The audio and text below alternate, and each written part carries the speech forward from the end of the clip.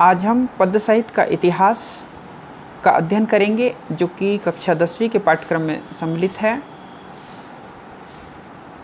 देखिए, इतिहास को हम कैसे परिभाषित करेंगे। अतीत के तथ्यों का वर्णन, विश्लेषण जो कालक्रम के अनुसार किया गया हो उसे हम क्या कहते हैं, इतिहास कहते हैं। ठीक है। साहित्य के इतिहास में हम साहित्यिक रचनाओं का अध्ययन ऐतिहासिक परिप्रेक्ष्य में करते हैं। हिंदी साहित्य के इतिहास को समझने के लिए तत्कालीन परिस्थितियों का अध्ययन आवश्यक है। किसको समझने के लिए? हिंदी साहित्य के इतिहास को समझने के लिए हमें जो वर्तमान परिस्थितियां हैं उनको समझना आवश्यक है। साथ ही इनके रचनाकारों की परिस्थितियों एवं मनोभावों को भी जानना आवश्यक है। ठीक है। हिंदी साहित्य के इतिहास लेखन का सर्वप्रथम कार्य फ्रेंच विद्वान, कौन विद्वान? फ्रेंच विद्वान गार्सा द तासी द्वारा प्रारंभ किया गया, जो कि इनकी जो रचना है इस्तवार द ला लिटरेचर एंदोई हिंदुस्तानी, इसमें इन्होंने हिंदी साहित्य को पूर्ण रूप से समाहित करने का प्रयास किया था। इस ग्रंथ को इन्होंने 2 भागों में प्रकाशित किया था, 1839 में एक भाग और 1847 में दूसरा भाग। ठीक है। यद्यपि गार्सा द तासी के इस ग्रंथ में अनेक कमियां थीं, परंतु हिंदी साहित्य के इतिहास लेखन की आधारशिला अवश्य इस ग्रंथ में रखी गई। इस ग्रंथ को हिंदी साहित्य का आधार या नींव हम कह सकते हैं। इसके उपरांत अनेक विद्वानों द्वारा समय समय पर हिंदी साहित्य के इतिहास लेखन का कार्य प्रारंभ किया गया। सन 1929 ईस्वी में आचार्य रामचंद्र शुक्ल द्वारा हिंदी साहित्य के इतिहास को प्रामाणिक रूप दिया गया। ठीक है, जो सर्वमान्य है, और इन्हीं के ग्रंथ के अनुसार हिंदी साहित्य के इतिहास को कालक्रम के अनुसार विभाजित किया गया है। ठीक है। आचार्य रामचंद्र शुक्ल द्वारा ही सर्वप्रथम हिंदी साहित्य को प्रामाणिक काल विभाजन के रूप में विभक्त कर काल के नामकरण किए गए हैं। उन्होंने हिंदी साहित्य के लगभग 1000 वर्षों का इतिहास को 4 भागों में, 4 कालखंडों में विभाजित किया है। ठीक है। देखिए, क्या नाम दिया है उन्होंने? आदिकाल। आदिकाल को हम वीरगाथा काल भी कहते हैं। ठीक है। संवत में 1050 से 1375 तक का समय इन्होंने आदिकाल का माना, और इसको अगर सन में हम कहें तो 993 से 1318। ठीक है। 993 में 57 जोड़ देंगे तो 1050 आ जाएगा, अर्थात ये संवत में है और ये सन में है। ठीक है। पूर्व मध्यकाल, जिसको हम भक्तिकाल कहते हैं, 1375 से 1700 का समय इन्होंने निर्धारित किया, और सन में इसको 1318 से 1643 मानते हैं। उत्तर मध्यकाल, जिसको हम रीतिकाल भी कहते हैं, संवत में 1700 से 1900 तक का इसका समय है, और सन में 1643 से 1843 तक का। ठीक है। आधुनिक काल को हम वर्तमान काल भी कहते हैं। इसका समय 1900 से अद्यतन, मतलब अब तक का जो समय है वह आधुनिक काल का समय है। ठीक है। आपने कक्षा 9वीं में आदिकाल और भक्तिकाल का अध्ययन कर लिया है। पुनरावृत्ति ना हो इसलिए केवल यहाँ पर रीतिकाल और आधुनिक काल का ही आपको परिचय दिया जा रहा है। तो हम पढ़ते हैं रीतिकाल, जिसको उत्तर मध्यकाल भी कहते हैं। ठीक है। 1700 से 1900 तक का जो समय है वह रीतिकाल का है। ठीक है। रीति का अर्थ है प्रणाली, पद्धति, मार्ग, पंथ, शैली, लक्षण। ठीक है। संस्कृत साहित्य में रीति का अर्थ होता है विशिष्ट पद रचना। क्या होता है? विशिष्ट पद रचना। सर्वप्रथम वामन ने इसे काव्य की आत्मा घोषित किया। किसने? रीतिकाल को काव्य की आत्मा किसने घोषित किया? तो आपको बताना है वामन ने। ठीक है। यहाँ रीति को काव्य रचना की प्रणाली के रूप में ग्रहण करने की अपेक्षा प्रणाली के अनुसार काव्य रचना करना रीति का अर्थ मान्य हुआ। ठीक है। यहाँ पर रीति का तात्पर्य लक्षण देते हुए लक्षण को ध्यान में रखकर लिखे गए काव्य से है।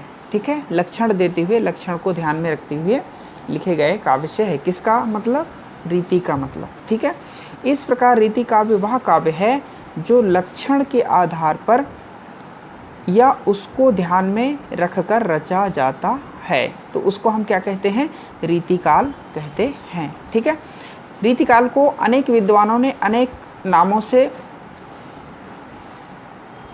पुकारा है। देखिए, आचार्य रामचंद्र शुक्ल का काल विभाजन तत्कालीन कृतियों में परिलक्षित प्रमुख प्रवृत्तियों के आधार पर हुआ, परंतु कुछ विद्वानों ने रीतिकाल को अलग अलग नामों से पुकारा है। जैसे सर्वप्रथम इस युग का नामकरण मिश्र बंधुओं ने, किनने? मिश्र बंधुओं ने किया, और इस काल को उन्होंने क्या नाम दिया? अलंकृत काल नाम दिया। मिश्र बंधुओं ने रीतिकाल को क्या नाम दिया था? अलंकृत काल नाम दिया था। आचार्य पंडित विश्वनाथ प्रसाद मिश्र ने इस काल को श्रृंगार काल कहा, ध्यान रखना है आपको, और भागीरथ प्रसाद मिश्र ने इसे रीति युग कहा। यही कई बार पूछ लिया जाता है कि किन विद्वानों ने रीतिकाल को किस नाम से पुकारा। ठीक है, अधिक से अधिक रीति युग माना। इन नामों में दो ही पक्ष प्रबल दिखते हैं, रीतिकाल और श्रृंगार काल। इस प्रकार से अनेक विद्वानों ने रीतिकाल को अनेक नामों से पहचाना है, पुकारा है। रीतिकाल से आशय हिंदी साहित्य के उस काल से है जिसमें निर्दिष्ट काव्य रीति या प्रणाली के अंतर्गत रचना करना प्रधान साहित्यिक प्रवृत्ति बन गई थी। रीति, कवित रीति एवं सुकवि रीति जैसे शब्दों का प्रयोग इस काल में बहुत होने लगा था। हो सकता है आचार्य रामचंद्र शुक्ल जी ने इसी कारण इस काल को रीतिकाल कहना उचित समझा। काव्य रीति के ग्रंथों में काव्य विवेचन करने का प्रयास किया जाता था। हिंदी में जो काव्य विवेचन इस काल में हुआ, उसमें इसके बहाने मौलिक रचना भी की गई।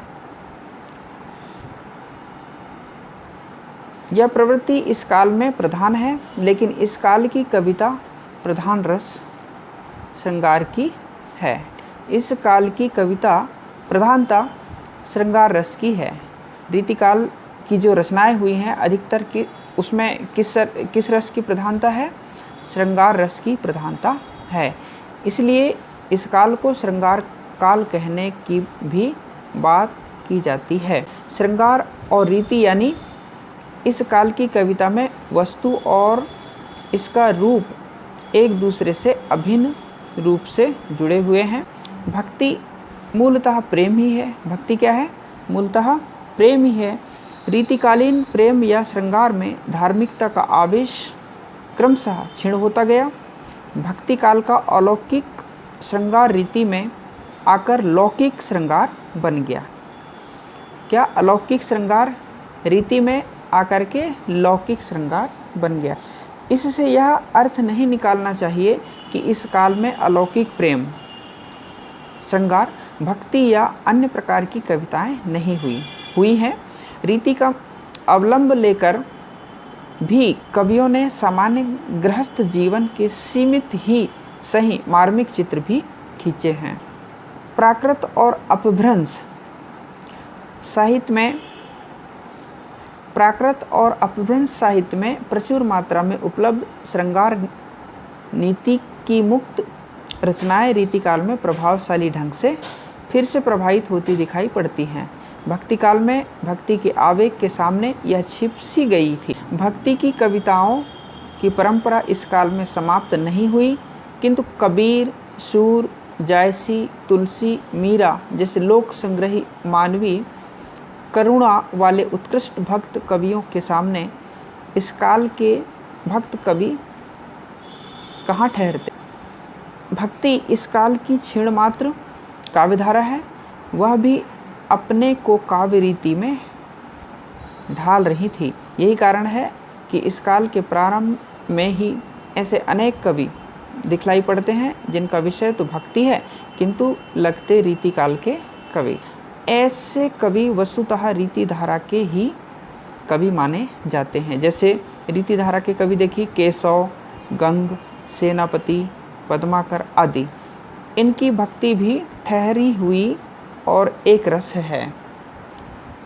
इस काल में रीति से हटकर स्वच्छंद प्रेम काव्य भी रचा गया, जिसमें काव्य कौशल होते हुए भी प्रेम विशेषतः विरह की तीव्र व्यंजना है। ऐसे कवियों की रचनाओं पर सूफी कवियों के प्रेम की पीर का प्रभाव स्पष्ट है। घनानंद इसी श्रेणी के कवि हैं। स्वच्छंद प्रेम मार्ग पर चलकर रचना करने वाले अन्य कवि जैसे आलम, बोधा, ठाकुर। इन बातों को ध्यान में रखते हुए रीतिकालीन काव्य को 3 धाराओं में विभाजित किया गया है। कौन कौन से? रीतिबद्ध, रीतिमुक्त और रीतिसिद्ध। रीतिबद्ध का मतलब क्या हुआ? जो नियमों में बंध कर अपनी रचनाएं की। और रीतिमुक्त का मतलब क्या हुआ? जो नियमों से मुक्त होकर के रचनाएं की। और रीतिसिद्ध जो कि नियमों को जानते हुए भी उनका पालन न करते हुए अपनी रचनाएं की। रीतिकाल के प्रमुख कवि देखिए केशवदास, जिसकी रचना कवि प्रिय, रसिक प्रिय, रामचंद्रिका, वीर सिंह, देवचरित, रतन बावनी, जहांगीर जसचंद्रिका। भिकारी की रचना काव्य निर्णय, श्रृंगार रस निर्णय, श्रृंगार निर्णय, छंद प्रकाश, रस सारांश। रसनिधि की रचना रतन हजारा, विष्णुपद, कीर्तन, गीति संग्रह, सतसई, हिंडोला। कुलपति मिश्र की रचना देखिए संग्राम सार, रस रहस्य, नक्सिक, दुर्गा भक्ति, तरंगिणी। सुखदेव मिश्र की रचना ग्रंथ रक्षावरण। सेनापति की रचना कवित रत्नाकर, काव्य कल्पद्रुम। ठीक है। देव की रचना भाव विलास, भावानी विलास, रस विलास, प्रेम तरंग, काव्य रसायन, राधिका विलास, प्रेम चंद्रिका। भूषण की रचना शिवराज भूषण, शिवा बामनी, छत्रसाल दशक, अलंकार प्रकाश। मतीराम की रचना छंदसार, रसराज, साहित्यसार, लक्षण, श्रृंगार ललित ललाम, मतीराम, सतसई। पद्माकर की रचना हिम्मत बहादुर, विरुदावली, जगत विनोद, पद्माभरण, प्रबोध पचासा, राम रसायन, गंगा लहरी। बिहारी की रचना देखिए बिहारी सतसई। आगे घनानंद की रचना देखिए सुजान सागर, विरह लीला, रस केली, वली, कृपाकांड, आलम, आलम केली, बोधा, इश्कनामा, विरह वारिस, चिंतामणि, कविकुल, कल्पतरु, काव्य विवेक, श्रृंगार मंजरी। ठाकुर, ठाकुर ठसक, ठाकुर शतक, द्विजदेव, श्रृंगार लतिका, श्रृंगार 32 और श्रृंगार 40। इस प्रकार से हमने रीतिकाल किसे कहते हैं, रीतिकाल को विभिन्न विद्वानों ने अनेक नामों से पुकारा है, नामकरण किया है। और कुछ कवियों के नाम हमने इस भाग में देखा। अगले अध्याय में हम रीतिकाल की प्रमुख प्रवृत्तियों के बारे में अध्ययन करेंगे। आप सभी का बहुत बहुत धन्यवाद।